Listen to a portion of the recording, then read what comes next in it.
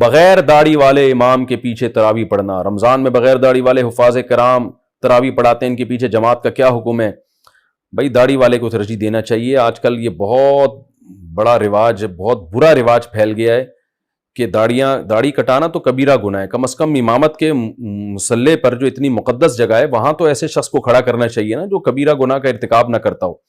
نبی صلی اللہ علیہ وسلم نے فرمایا خالف الیہود والنصارى، یہود اور نصارہ کی مخالفت کرو، اعفوا اللحیٰ، داڑھی بڑھاؤ۔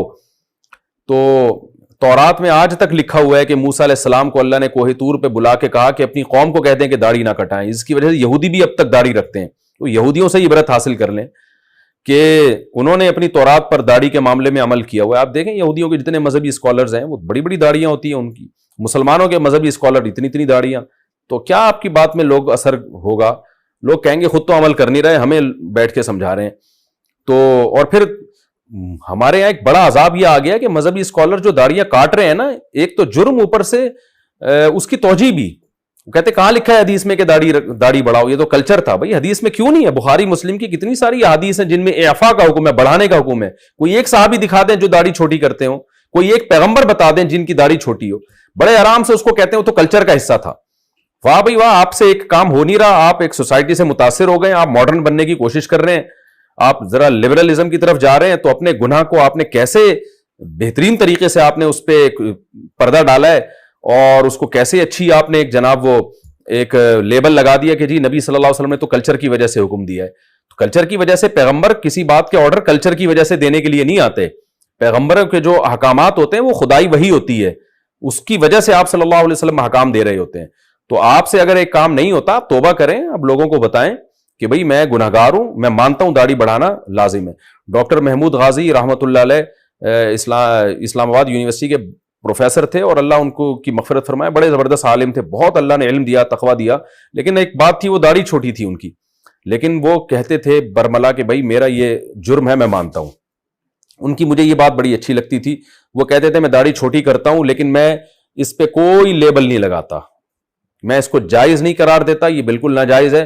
میں دعا کرتا ہوں اور آپ لوگ بھی دعا کریں اللہ مجھے پوری داڑھی کی توفیق دے دے۔ تو مجھے ان کا یہ عمل بڑا اچھا لگتا تھا کہ چلو ایک غلطی ہے، ان سے کوئی وجہ ہوگی، مصلحت ہوگی، نہیں رکھ پائے، مجھے نہیں پتا وہ مصلحت کیا تھی، لیکن کم از کم ایسا تو نہیں ہے نا کہ اپنی ایک عمل کی وجہ سے شریعت ہی کو چینج کر دیا ہو۔ تو آج بہت سے اسلامی اسکالرز ہیں، ان سے داڑھی نہیں رکھی جاتی پوری، تو سیدھے سیدھے کہتے ہیں بھائی اللہ کا حکم ہے، ہم نہیں کر پا رہے، ہم نے کب دعویٰ کیا کہ ہم 100% سچے پکے مسلمان ہیں، ہم کمزور مسلمان ہیں، تو یہ کہہ دیں وہ، لیکن یہ کہ چینج ہی کرنا شروع کر دیا کہ جی کہاں ہے اسلام میں داڑھی۔ بعض لوگ یہ کہتے ہیں کہ کیا پورا اسلام داڑھی میں ہی ہے، کیا تمہیں داڑھی کے علاوہ کچھ نظر نہیں آتا؟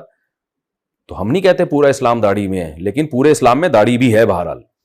تو اس لیے جو تراویح میں ہے نا، ایسے امام کو ترجیح دینی چاہیے جو مکمل داڑھی ہو، جس کی اس کی ایک برکت ہوتی ہے، آپ اس کو اپنا نمائندہ بنا رہے ہیں نماز میں، وہ گویا آپ کا پیغام، آپ کی جو دعا ہے سورہ فاتحہ میں، جب وہ فاتحہ پڑھتا ہے تو آپ کی طرف سے پڑھتا ہے نا، وہ ایک نمائندہ بن کے اللہ سے بات کر رہا ہے۔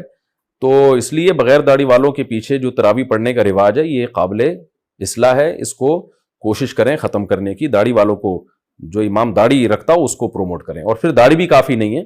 بعض ائمہ ایسے ہوتے ہیں جو رمضانی امام ہوتے ہیں، وہ پورے سال بدماشیوں میں لگے ہوتے ہیں، ساری اوٹ پٹانگ حرکتیں وہ کر رہے ہوتے ہیں، چوریاں وہ کر رہے ہوتے ہیں، لڑکیوں کو وہ چھیڑ رہے ہوتے ہیں، فلمیں ڈرامے وہ دیکھ رہے ہوتے ہیں، رمضان میں مصلی پہ مسجد میں آ کے وہ امام بنے ہوئے ہوتے ہیں، لوگ سمجھ رہے، لوگ ان سے دم کرا رہے ہوتے ہیں۔